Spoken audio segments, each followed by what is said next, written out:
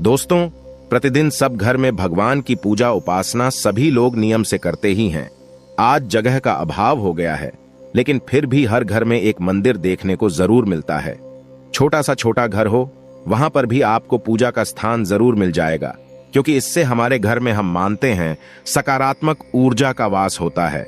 चाहे आप किराए के घर में रहे या अपने घर में रहें, अपने अपने जगह की अवेलेबिलिटी के अनुसार हर इंसान पूजा पाठ जरूर करता है। दोस्तों, बड़ा सवाल यह आता है कि घर में पूजा स्थान का होना सही जगह बहुत आवश्यक होता है। हम चाहें वास्तु की दृष्टि से देखें या तांत्रिक दृष्टि से देखें, हमारे घर का जो पूजा का स्थल होता है वो हमारे जीवन पर पॉजिटिव और नेगेटिव असर डालता है। दोस्तों, आप कहीं पर भी पूजा स्थान रखें, लेकिन सबसे पहले यह बात जरूर ही होनी चाहिए कि सूर्य की रोशनी आपके पूजा स्थल तक जरूर पहुंचती हो। यदि सूर्य की रोशनी नहीं पड़ती है तो आप भगवान सूर्य नारायण का चित्र अपने मंदिर में अवश्य लगा लें। इससे क्या होगा? अदृश्य रूप से आपके घर के मंदिर में सूर्य की रोशनी पड़ती है और नकारात्मक ऊर्जा का आभास भी नहीं होता। हमारी पूजा भी सफल होती है।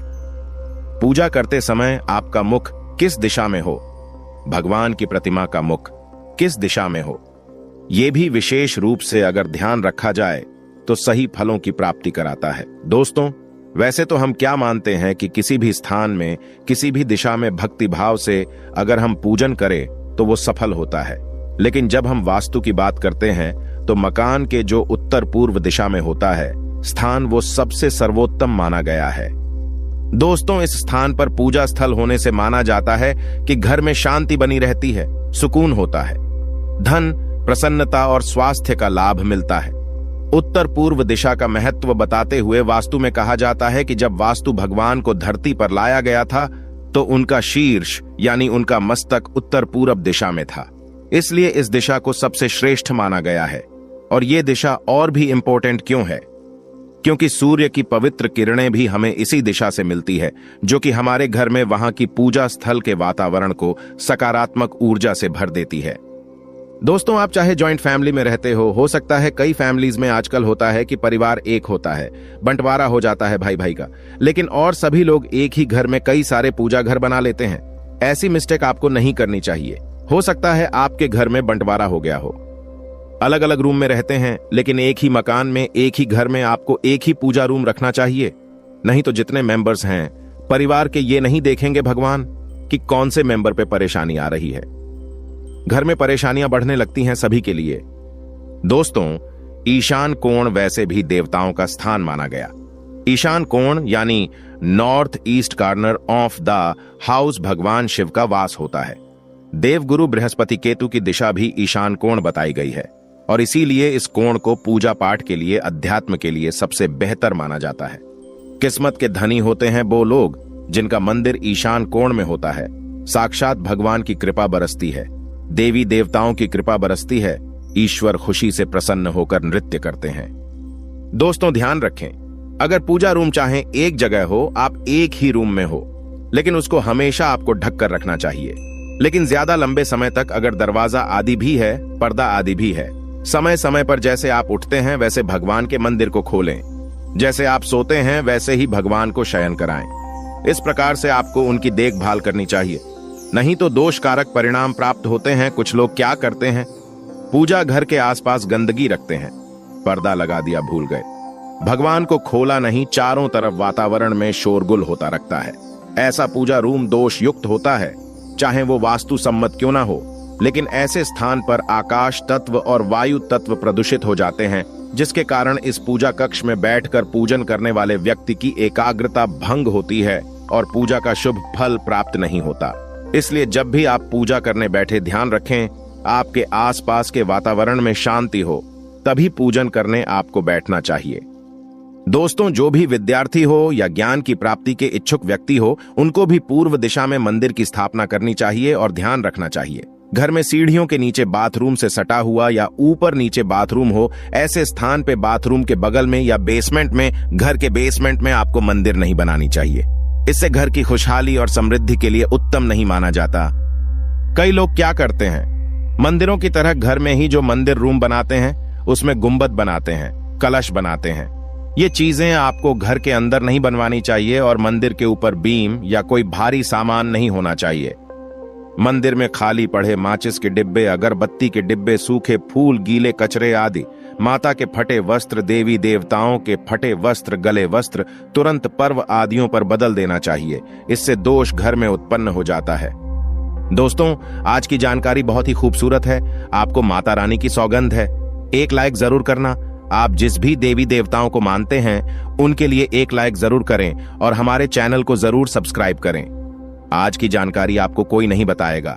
यह बहुत ही महत्वपूर्ण और सर्वश्रेष्ठ जानकारी है जो आगे आपके लिए बहुत ही उपयोगी साबित होगी। दोस्तों, पूजा में आपको ध्यान रखना चाहिए कुछ बातें कि बीच में जब भी आप भगवान की अरेंजमेंट करेंगे तो सबसे पहले रोज सुबह ध्यान रखें। पंचदेव की पूजा आपको जरूर करनी चाहिए। पंचदेव कौन कौन है? सूर्य, गणपति, शिव जी, विष्णु और मां दुर्गा। और ध्यान देना चाहिए कि पूजा स्थल पर बीच में भगवान गणेश की तस्वीर या मूर्ति जरूर होनी चाहिए। पूजा घर में अगर आप ब्रह्मा, विष्णु, शिव, इंद्र और सूर्य और कार्तिकेय की तस्वीरें रखते हैं तो इनका मुख हमेशा पूरब या पश्चिम दिशा की ओर ही होना चाहिए। दोस्तों, प्रथम पूज्य श्री गणेश के स्मरण मात्र कर लेने से कार्य सिद्ध होते हैं और घर में इनकी मूर्ति रखना बहुत ही शुभ माना जाता है। अधिकांश घरों में आप देखते होंगे बहुत सारी मूर्तियां होती हैं, लेकिन ध्यान रखें कि गजानन की मूर्तियों की संख्या 1, 3 या 5 नहीं होनी चाहिए। ये अशुभ माना गया है, यानी इनकी संख्या इवन नंबर्स में होनी चाहिए, आउट नंबर्स में नहीं होनी चाहिए। श्री गणेश का स्वरूप सम संख्या के समान होता है। इस कारण इनकी मूर्तियों की संख्या भी विषम होना गलत मानी गई है। कम से कम 2 मूर्तियां रखना गणपति देव की सर्वश्रेष्ठ मानी जाती है। पूजा घर में गणेश जी की मूर्ति का मुख, कुबेर की मूर्ति का मुख और दुर्गा मां का मुख दक्षिण दिशा की ओर होना चाहिए। घर के मंदिर में मां दुर्गा या अन्य किसी देवी की मूर्ति की संख्या 3 नहीं होनी चाहिए। यह अशुभ माना जाता है और यदि आप चाहें तो 3 से कम या ज्यादा मूर्तियां घर के मंदिर में रख सकते हैं।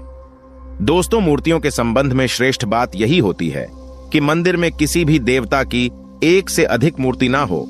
अलग अलग देवी देवताओं की एक एक मूर्तियां रखी जा सकती हैं।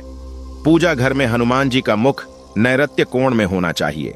घर के मंदिर में हनुमान जी की मूर्ति की संख्या 1 ही होनी चाहिए, क्योंकि बजरंगबली को रुद्र का अवतार मानते हैं, यानी शिव का अवतार मानते हैं, और घर में शिवलिंग भी 1 ही होना चाहिए।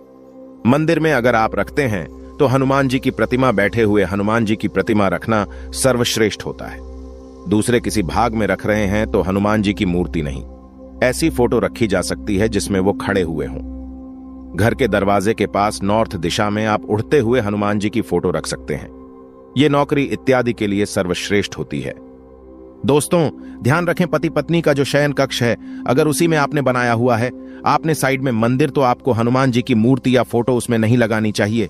आप वहां पर राधा कृष्ण का फोटो लगा सकते हैं। इस बात का हमेशा ध्यान रखें कि आप अपने घर के मंदिर में जिन भी मूर्तियों को रखते हैं उनमें एक मूर्ति से दूसरी मूर्ति का 1 इंच का फासला जरूर होना चाहिए। इसके अलावा 2 भगवान की मूर्ति कभी भी आमने सामने नहीं रखनी चाहिए, नहीं तो आपके जीवन में तनाव हो सकता है। इससे पूजा का फल आपको नहीं मिलेगा। दोस्तों, पूजा घर में कई बार क्या होता है, किसी मंदिर में गए, कोई पंडित जी ने दे दिया। प्राचीन मंदिर से लाई गई प्रतिमा या स्थिर प्रतिमा जो पहले स्थिर थी, उन प्रतिमा को अपने घर पे स्थापित आपको नहीं करना चाहिए। कोई दे भी देता है तो आपको इसका विसर्जन कर देना चाहिए। दोस्तों, वास्तु विज्ञान में स्ट्रिक्टली मना किया जाता है कि भैरव भगवान की मूर्ति घर में नहीं रखनी चाहिए। हालांकि शिव भगवान का रूप होते हैं, लेकिन फिर भी वो तामसिक देवता होते हैं। कुछ लोकतंत्र मन की साधना के लिए इनको घर में रख लेते हैं, लेकिन ये गलत है। भगवान शिव का एक और रूप होता है नटराज, और वास्तुशास्त्र के अनुसार नटराज रूपाली भगवान शिव की प्रतिमा भी घर में नहीं होनी चाहिए, क्योंकि ये नटराज रूप में शिव तांडव करते हैं और इसीलिए घर पे इनको तामसी माना जाता है रखना। दोस्तों, हम सभी लोग गृह शांति के लिए कभी किसी को शनि की 7.5 आती है, ढैया है तो शनि की पूजा अर्चना करने को बोला जाता है। लेकिन ज्योतिष शास्त्र के मुताबिक कभी भी शनि देव की मूर्ति आपको घर में नहीं लगानी चाहिए। शनि की तरह ही ज्योतिष शास्त्र में राहु केतु की भी मूर्ति घर पे नहीं रखी जाती, क्योंकि राहु केतु दोनों छाया ग्रह होने के साथ साथ पाप ग्रह भी होते हैं। दोस्तों, घर के मंदिर में हमेशा भगवान की सौम्य रूप वाली मूर्तियां रखे। यहाँ तक कि ऐसे में माँ दुर्गा के कालरात्रि का जो स्वरूप होता है, माँ काली की डरावनी मूर्ति होती है, वो भी घर में नहीं रखनी चाहिए। रखना भी चाहते हैं तो बहुत सौम्य मूर्ति आपको मुस्कुराती हुई रखनी चाहिए। दोस्तों, किसी भी प्रकार के घर में महाभारत आदि के युद्ध आदि के पशु पक्षी के चित्र आदि लगाना उचित नहीं माना जाता है और पूजा घर में कुछ लोग पैसे उठा उठा के दबा दबा के रखते हैं। ये भी नहीं करना चाहिए। पूजा घर में कभी भी धन बहुमूल्य चीजें जो होती है वो आपको नहीं रखनी चाहिए। पूजा घर में आप वह सिक्का रखें जो आजीवन मंदिर में रखा हो। आप चांदी का सिक्का सदैव के लिए अर्पित कर सकते हैं। इससे आपके घर में सौभाग्यपूर्वक धन, ऐश्वर्य, धन लक्ष्मी तथा अन्न भंडार की कोई भी कमी नहीं होगी। मंदिर को कभी खाली नहीं रखना चाहिए। चांदी का रुपया, पैसा या सोने की कोई भी वस्तु आपको अवश्य माता रानी को या देवी देवताओं को अर्पित जरूर करना चाहिए। आप चांदी का सिक्का भी विशेष रूप से मंदिर में रख सकते हैं। यदि आपके पास कुछ भी मंदिर में रखने के लिए विशेष नहीं है तो आप विशेष तौर पर पुष्प अर्पित करते रहें। पुष्प जो होते हैं हीरे, मोती, सोना, चांदी से भी बढ़कर देवी देवताओं के लिए होते हैं। दोस्तों, ये तो हुई मूर्तियों की व्यवस्था। अब हमें रोज सुबह जब हम पूजन शुरू करते हैं तो सबसे पहले ये ध्यान रखें, पूरे घर में आपको हल्दी के जल का कम से कम मुख्य द्वार पर हल्दी के जल का और हो सके तो गौमूत्र का छिड़काव आपको जरूर करना चाहिए। सबसे पहले सूर्य देवता को अर्घ आपको देना चाहिए और फिर तुलसी को अर्घ देना चाहिए। शाम को तुलसी के आगे दीपक जरूर जलाए।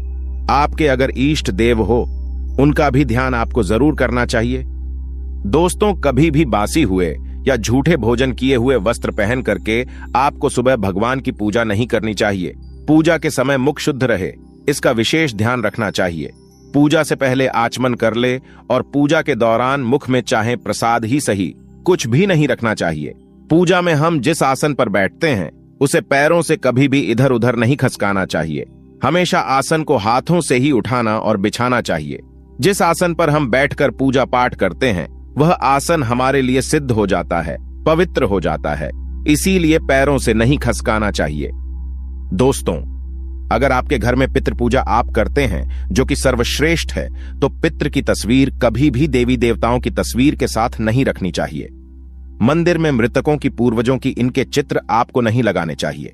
पूर्वजों के चित्र लगाने के लिए दक्षिण दिशा का क्षेत्र सबसे अच्छा रहता है और इस दीवार पर मृतकों के चित्र लगाए जा सकते हैं।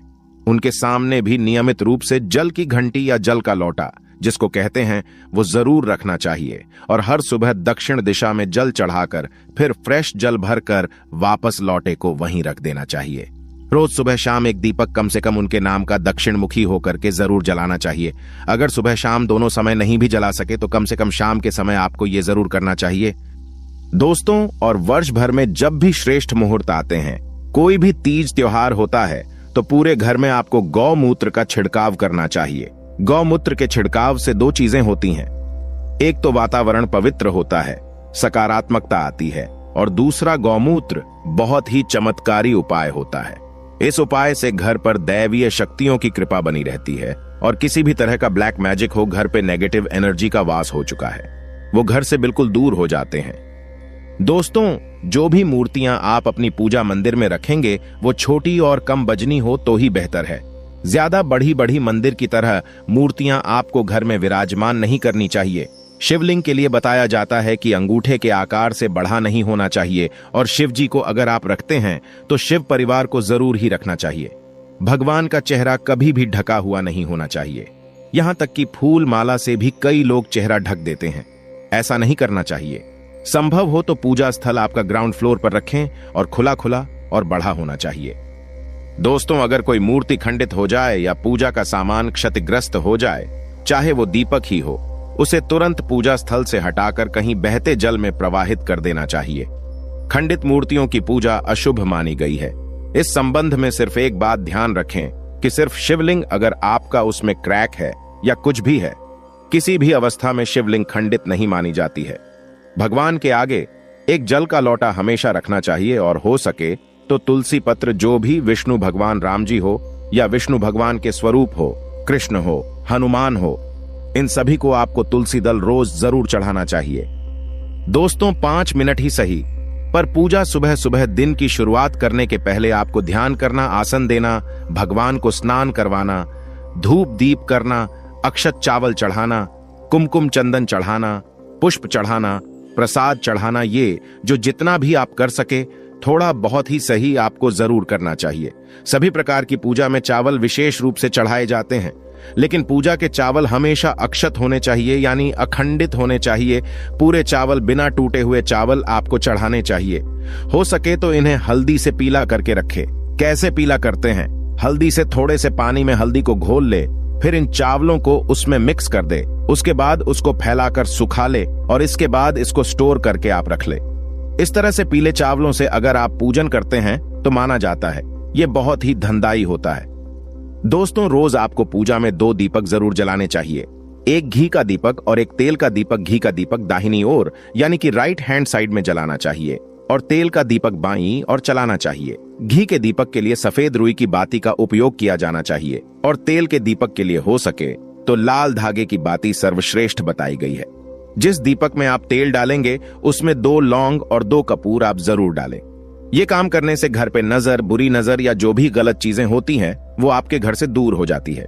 यहां तक कि भगवान शिव कहते हैं, जलता हुआ दीपक घर में अकाल मृत्यु तथा दुर्घटनाओं से बचाता है। दोस्तों, दीपक हमेशा ध्यान रखें भगवान की प्रतिमा के ठीक सामने लगाना चाहिए।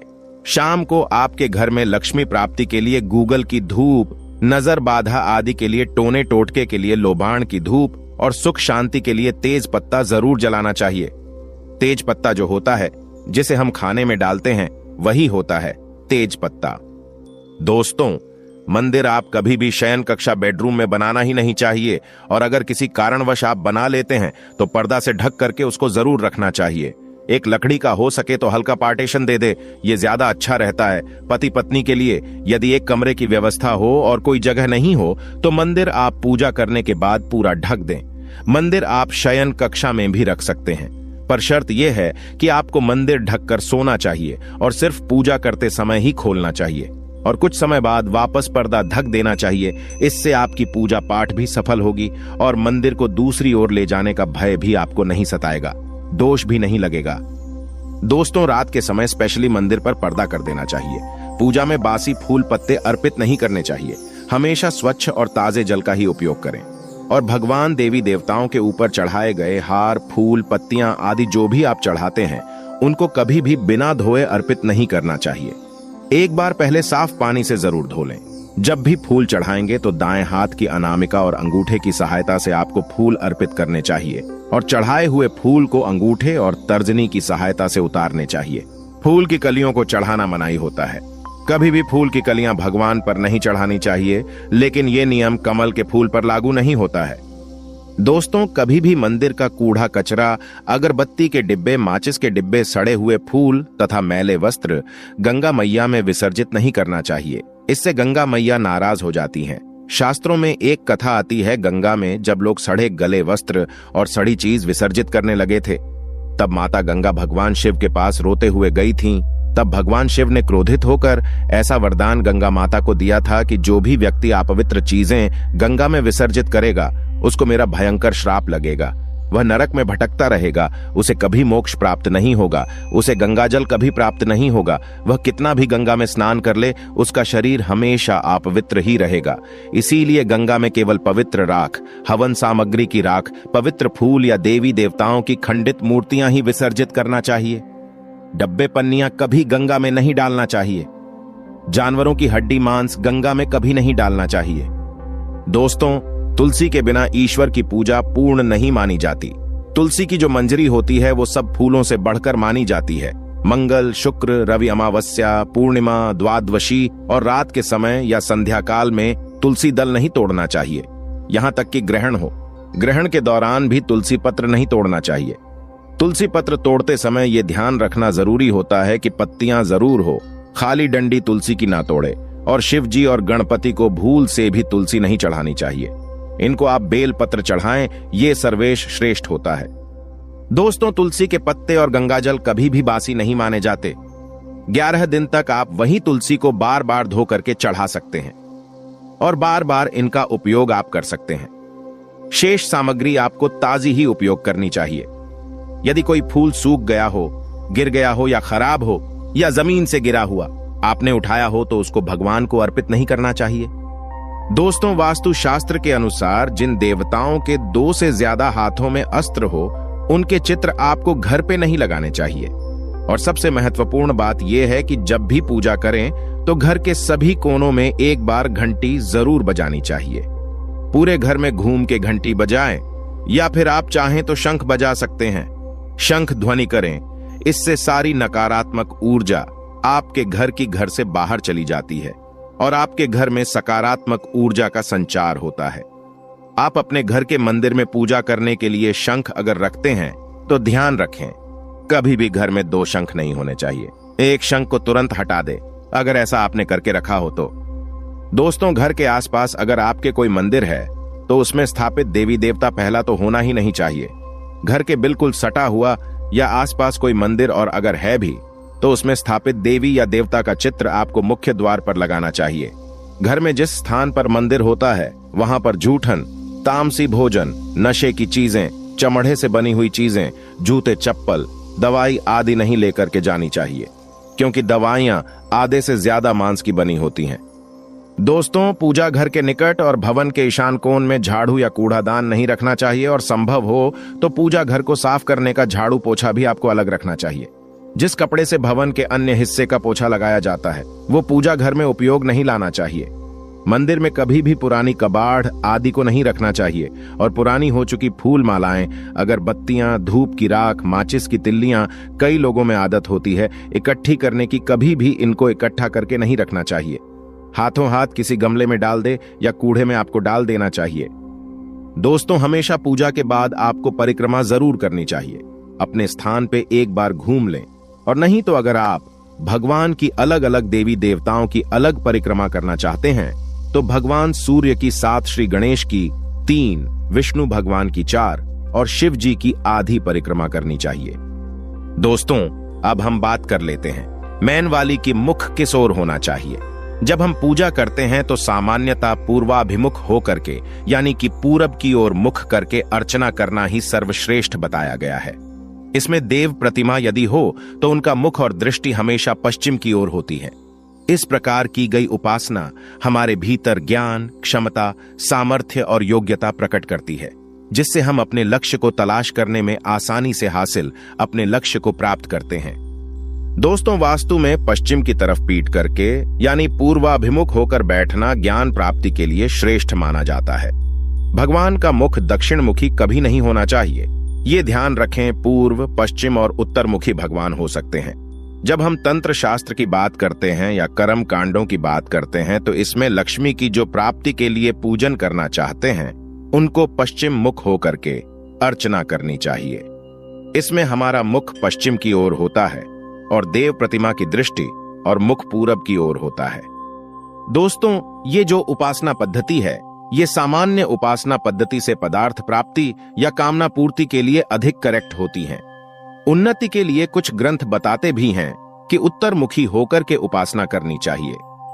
दक्षिण दिशा सिर्फ षटकर्मों के लिए इस्तेमाल की जाती है, लेकिन ये ध्यान रखें, कर्मकांड, तंत्र और वास्तु ये तीनों अलग अलग विद्याएं हैं।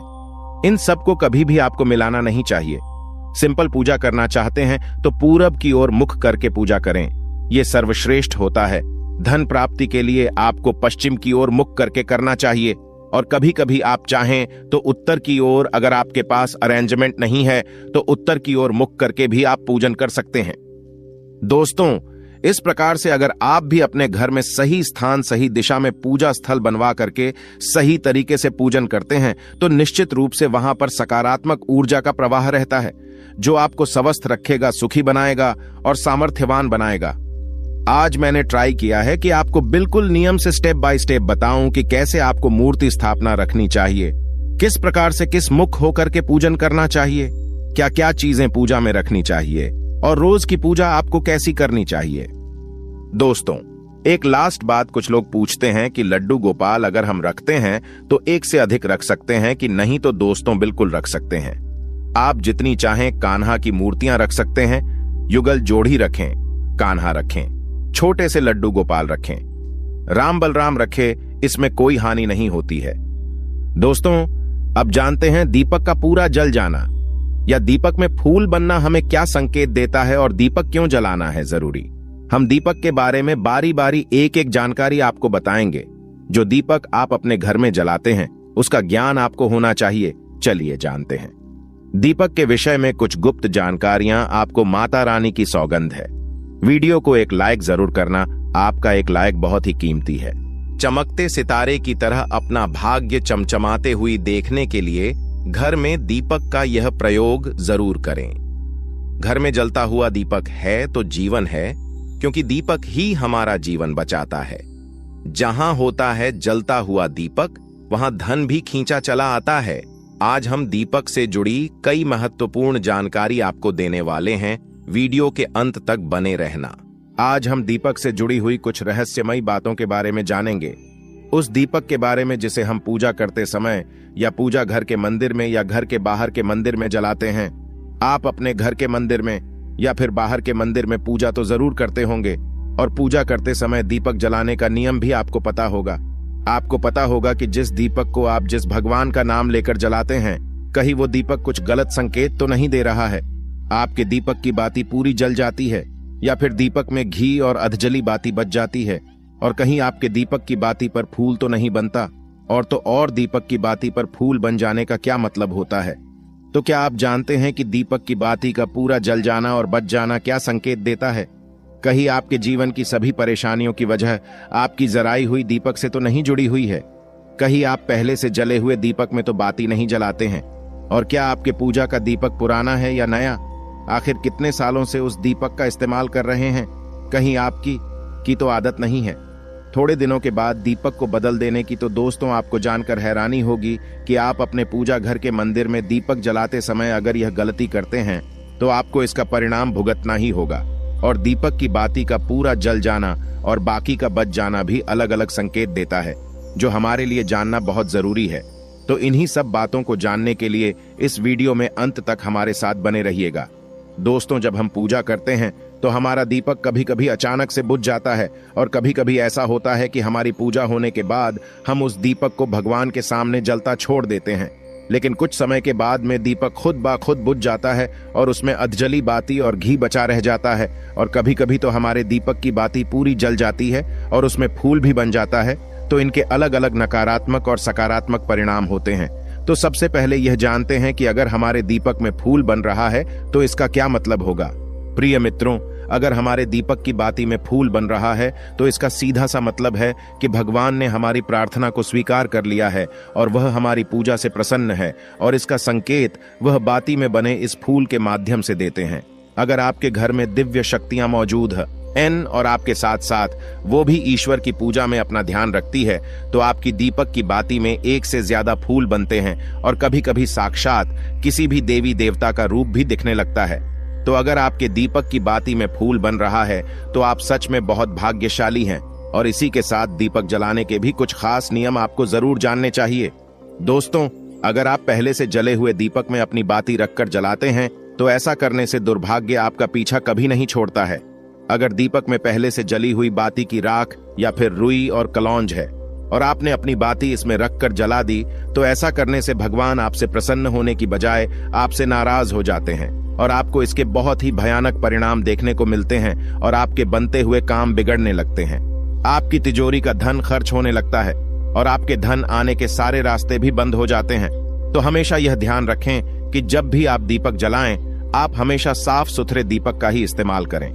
दोस्तों, इसी के साथ कुछ लोगों की आदत होती है कि वह हर थोड़े दिन बाद अपने दीपक को बदल देते हैं।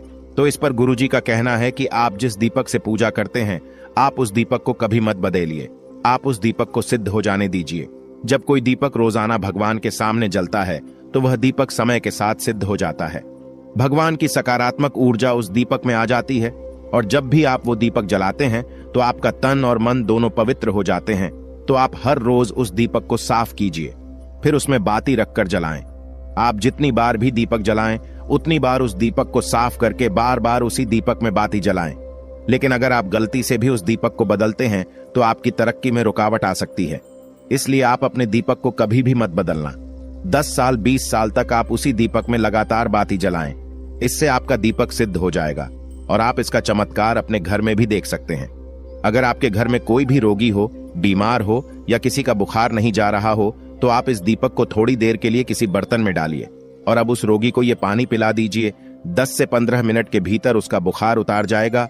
वहीं अगर आपके घर में किसी को नजर लगी हो या फिर आपके व्यापार में किसी की नजर लगी हो, आपका धंधा अच्छे से नहीं चल रहा हो, तो भी आप इस दीपक को तांबे के बर्तन के भीतर पानी में भरकर उसमें डाल दीजिए और रात भर के लिए छोड़ दीजिए। अगल दिन सुबह पानी का छिड़काव अपने घर में और अपनी दुकान पर करिए। ऐसा करने से आपको साफ साफ परिणाम दिखाई देंगे, क्योंकि जब हम लगातार एक ही वस्तु का प्रयोग अपनी पूजा में करते हैं तो वह वस्तु शुद्ध हो जाती है। भगवान की जो ऊर्जा होती है वह उस वस्तु में समा जाती है। तो कभी भी अपने मंदिर के दीपक को बदलने की गलती ना करें। दोस्तों, अगर आपके मंदिर का दीपक टूट जाता है या फिर खराब हो जाता है या खंडित हो जाता है, आप तभी उस दीपक को बदल सकते हैं। लेकिन फिर भी आप उस दीपक को ना फेंकें, बल्कि इसे अपने घर में संभाल कर रखें, क्योंकि यह भगवान की सकारात्मक ऊर्जा का भंडार होता है। वहीं अब आपको यह भी बता देते हैं कि अगर आपके दीपक की बाती पूरी नहीं जलती हैं, आपके दीपक में ही बच जाती है, तो इसका क्या परिणाम होता है। तो सबसे पहले यह देखिए कि अगर आप किसी भी पेड़ पौधे की पूजा कर रहे हैं और पूजा में जलाया हुआ दीपक पूरा नहीं जलता या फिर उसमें ही बच जाता है, तो इससे आपके घर में बीमारियां घर बना लेती हैं और ये बीमारी कभी भी आपका पीछा नहीं छोड़ेगी। तो जब भी आप किसी भी पेड़ पौधे की या मंदिर के बाहर किसी भी जगह की पूजा करें, तो यह ध्यान रखें कि उसकी बाती पूरी जले और उस बर्तन में भी ना बचे, क्योंकि यह आपकी अच्छी सेहत के लिए बहुत ही ज्यादा अच्छा प्रभाव देगा। वहीं अगर आपके घर के मंदिर में दीपक की बाती पूरी नहीं जलती है, पूजा करते समय दीपक बार बार बुझ जाता है, तो जरूर आपके घर में नकारात्मक ऊर्जा का वास है और यह आपकी पूजा में विघ्न डालने का काम करती है। दोस्तों, हमारे घर में अगर कोई बुरी शक्ति होती है या फिर कोई ऐसी ऊर्जा होती है जो यह नहीं चाहती कि आपके घर में भगवान की कृपा हो और आपके घर में सकारात्मक ऊर्जा हो, तो यह आपकी पूजा सफल नहीं होने देती। क्योंकि दोस्तों, एक वातावरण में एक ही तरह की ऊर्जा रह सकती है, या तो सकारात्मक या नकारात्मक, और जो बुरी शक्तियां होती हैं वो ये कभी भी नहीं चाहती कि आपके घर में देवी शक्तियों का वास हो। क्योंकि अगर आपके घर में भगवान ने अपनी कृपा की तो उन बुरी शक्तियों और ऊर्जाओं को आपके घर से जाना पड़ेगा। तो यह बुरी शक्तियां हमेशा इसी कोशिश में रहेगी कि आपकी पूजा में रुकावटें आएं और इन्हीं के प्रभाव से हमारा दीपक बार बार बुझ जाता है या फिर हमारे दीपक की बाती ही पूरी नहीं जलती। तो इस सब से बचने के लिए आपको क्या करना है कि सच्चे मन से भगवान का स्मरण करना है, और जब भी आप दीपक जलाएं तो भगवान से सबसे पहले यह प्रार्थना करें कि के आसपास जितनी भी नकारात्मक ऊर्जा हो वह आपसे दूर रहे, भगवान की कृपा आप पर बनी रहे। साथ ही ऐसी शक्तियों से बचने के लिए जब भी आप दीपक जलाएं तो गंगा जल से एक गोल घेरा बना लेने और इस गोल घेरे में दीपक को रखें, क्योंकि दोस्तों, गंगा जल बहुत ही पवित्र माना गया है और महादेव का वरदान भी गंगा जल को मिला हुआ है। तो गंगा जल में सबसे पहले तो कोई भी बुरी शक्ति प्रवेश नहीं कर सकती, इसलिए कभी भी गंगा जल खराब नहीं होता और गंगा जल हर तरह की ऊर्जा को सकारात्मक ऊर्जा में बदल देता है। और अगर आप गंगा जल से बने हुए गोल घेरे में दीपक को रखेंगे तो यह आपकी पूजा में किसी भी शक्ति को बाधा नहीं बनने देगा और कोई भी नकारात्मक शक्ति आपकी दीपक को बुझा नहीं पाएगी और आप निर्वाह अपनी पूजा संपन्न कर पाएंगे। और देवी शक्तियां भी आपके जीवन में अपनी कृपा और आशीर्वाद बनाए रखेगी। अगर मान लीजिए आपकी कोई विशेष मनोकामना है और आपकी कोई मनोकामना आप चाहते हैं कि पूरी हो जाए और बहुत लंबे समय से, बहुत ज्यादा वक्त से आपकी वो समस्या बनी हुई है, आपकी कोई मनोकामना है जो पूरी नहीं हो पा रही है, तो आपको यह सरल सा उपाय जरूर कर लेना चाहिए। चाहे आपकी कैसी भी मनोकामना हो, जैसे मान लीजिए आपके जीवन में संतान सुख आपको प्राप्त नहीं हो पाया है और आप चाहते हैं कि आपको संतान की प्राप्ति हो जाए, या फिर आप एक अच्छे जीवन साथी की कामना करते हैं, आपके विवाह से जुड़ी कोई समस्या है, धन से जुड़ी कोई समस्या है, कहने का मतलब है कि हर प्रकार की समस्या का उपाय है। ये एक छोटा सा उपाय तो दोस्तों, ये उपाय बहुत ही ज्यादा खास उपाय है। क्यों?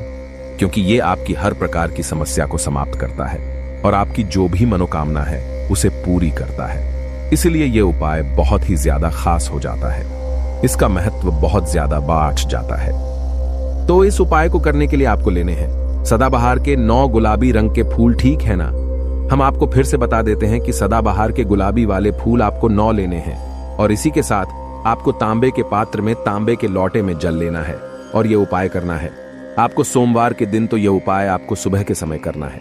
सुबह जल्दी उठकर स्नान आदि करने के बाद आपको स्वच्छ वस्त्र धारण करने हैं और तांबे के लोटे में आप पूरा जल भर लीजिए और उस तांबे के लोटे में आप उन फूलों को डाल दीजिए जो 9 फूल आपने लिए हैं, गुलाबी रंग के सदाबहार वाले फूल। और उसके बाद आपको शिवजी के मंदिर में जाकर, शिवालय में जाकर ओम नमः शिवाय इस मंत्र का जाप करना है पूरे 108 बार। और आपको बता दे, आप श्री शिवाय नमस्तुभ्यं इस मंत्र का जब भी कर सकते हैं तो आपने जो जल लिया है और जो फूल उसके अंदर डाले हैं वो दोनों आपको शिवलिंग पर अर्पित कर देने हैं, चढ़ा देने हैं। और ऐसा करते समय जब आपकी जो भी मनोकामना है उसको आप बोल दीजिए। यह उपाय यदि आप कर लेते हैं तो आपकी कितनी भी बड़ी मनोकामना हो, चाहे कैसी भी समस्या हो, वो समाप्त हो जाएगी और आपकी मनोकामना पूरी हो जाएगी। चाहे जैसी भी आपकी मनोकामना हो, संतान से जुड़ी हो, व्यापार से जुड़ी हो, धन से जुड़ी हो, स्वास्थ्य से जुड़ी हो, कैसी भी आपकी मनोकामना हो। दोस्तों आपको बता दें, यह उपाय जो व्यक्ति करता है उसके जीवन में चाहे जैसा भी दोष हो, कोई भी वास्तु दोष हो, कोई भी कुंडली दोष हो, वो पूरी तरह से समाप्त हो जाता है। और दोस्तों आपको बता दें, यह उपाय करना है आपको 5 सोमवार लगातार, ठीक है ना। जब आप पहले सोमवार करेंगे, उसके बाद दूसरे सोमवार, तीसरे सोमवार, चौथे सोमवार, 5वें सोमवार, 5 सोमवार आपको लगातार करना है। बीच में गैपिंग नहीं करना है आपको, ठीक है ना, गैप नहीं देना है। दोस्तों बात करते हैं कि यदि आपने यह उपाय सोमवार के दिन सुबह के समय किया है और 9 से 10 के बीच किया है तो आपको हर सोमवार को वैसे ही करना है जैसे आपने पहले सोमवार को किया है। इस चीज को आप विशेष करके ध्यान रखें। तो दोस्तों यदि आप इस उपाय को कर लेते हैं तो आप अपनी कैसी भी मनोकामना पूरी कर सकते हैं। इन छोटे सरल से उपायों को करके आपको अपने मन में पूरी सच्ची श्रद्धा और पूरा विश्वास होना चाहिए, तब ये उपाय असर करते हैं। दोस्तों आज की वीडियो में बस इतना ही। मिलते हैं आपसे एक नई वीडियो के साथ। अगर आपने अभी तक जयकारा नहीं लगाया है तो कमेंट सेक्शन में जयकारा जरूर लगा दीजिए। जयकारा लगाने से आपकी जो भी मनोकामना है वो बहुत जल्दी पूरी होती है। और साथ ही वीडियो को लाइक जरूर कर दीजिए। हमारे चैनल पर पहली बार आए हैं तो सब्सक्राइब करना ना भूलें। मिलते हैं एक नई वीडियो के साथ। हर हर महादेव, जय शिव शंभू।